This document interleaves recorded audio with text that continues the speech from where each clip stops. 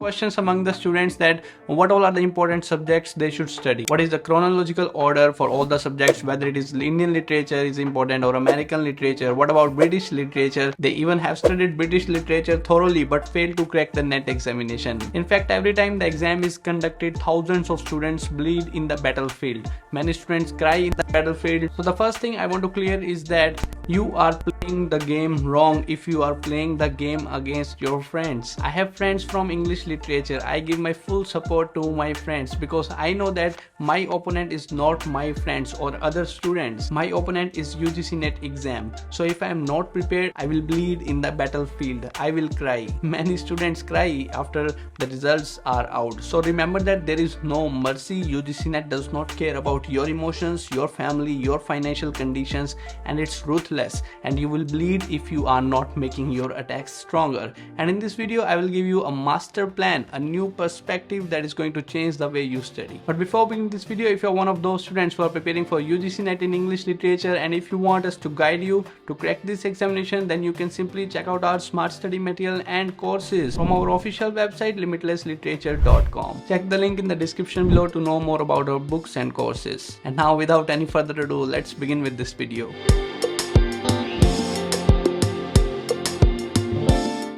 To the students who are in our batch, I generally tell them that look at this competitive exam as a battlefield, as a game of chess where you are the king and the opposite person is UGC-NET who is going to conduct this examination. You have to make your military strong, and then you also have to understand the psychology of UGC-NET. What moves UGC-NET is going to play, that is important. You are studying a lot of things. You are studying British literature, Caribbean literature, everything, this work, this poem, that poem. You are making your military strong. But it is also important to understand the opponent's mindset. Until unless you don't know the mindset of your opponent, you cannot defend your army. So there are two steps in this master plan. First, you have to make sure your army is stronger. That means you have to make your subject stronger. And the next one, you have to understand how the opponent is thinking, how the UGC-NET is thinking. So let's begin with the first one, making your own army strong.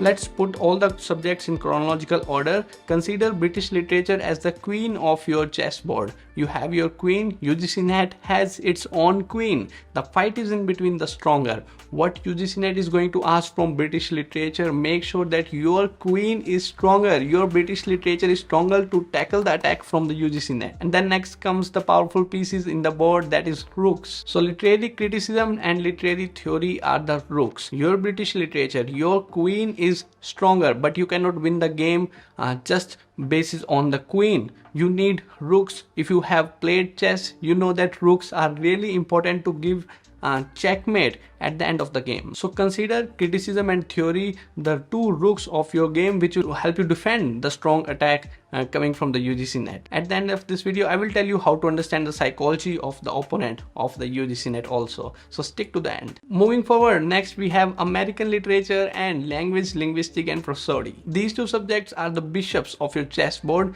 These two subjects are scoring that will help you play the long-term game. There will be questions from these two subjects, and the questions are not tricky if you compare it with British literature, theory or criticism. So you can consider as to be your bishops who are going to help you in the long term. Next we have knights.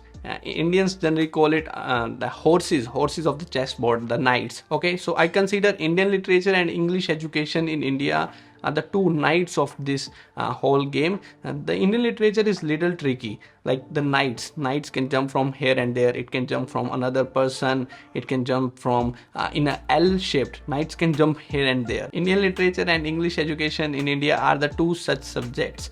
UGC-NET plays with the knights. UGC-NET give questions from contemporary Indian literature, Dalit literature, Indian modern theatre. Even you study the complete Indian literature, you will not be able to figure out the right options in the examination. There are very tricky questions that they put from Indian literature. So remember that your knights are well trained, but you don't know what the knights of UGC-NET is going to do. So Indian literature and English education in India. English education is a little easier than Indian literature, but Indian literature is something which you prepare whatever, how many times you prepare this subject, you will find a lot of tricky questions in the examination from this particular subject. Alright, so now we are left with the pawns. With these pawns are the little topics that is going to defend you. Those are the topics like Bible, magazine, dictionary, Booker Awards, Nobel Prize winners, subjects like Canadian literature, Caribbean literature, Australian literature, or you can say European literature. So these are the pawns. These pawns are also going to defend your army. So every piece in the chessboard is going to help you win the battle against the UGC-NET. So that's the whole army. You are the greatest general, you are the king, and you have the complete military with you to save your kingdom. And the more you train your army, the more you get command on these subjects, on these military, you can say generals, the better you are going to play against the UGC-NET.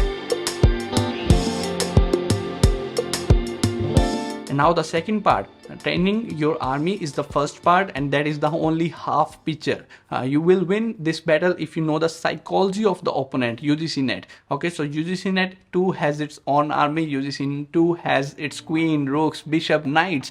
The questions UGC-NET is going to put before you are the attacks from the UGC-NET. We know only one thing about our opponent, and that is the previous year questions. By studying the previous year questions, you can get into the mind of UGC-NET. This is the secondary thing. First you have to make your own army stronger, and then your army is stronger, then you can figure out the psychology of your opponent.